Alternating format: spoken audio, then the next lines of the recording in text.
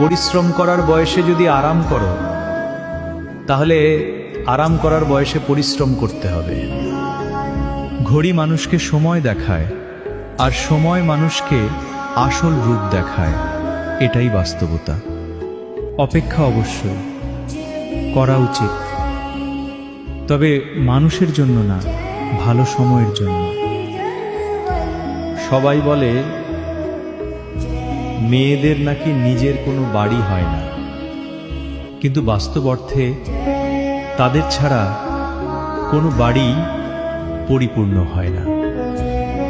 যে আপনাকে হিংসা করে তাকে ঘৃণা করবেন না, ঘৃণা করবেন না, কারণ সে এমন একজন ব্যক্তি যে স্বীকার করে যে আপনি তার থেকেও ভালো।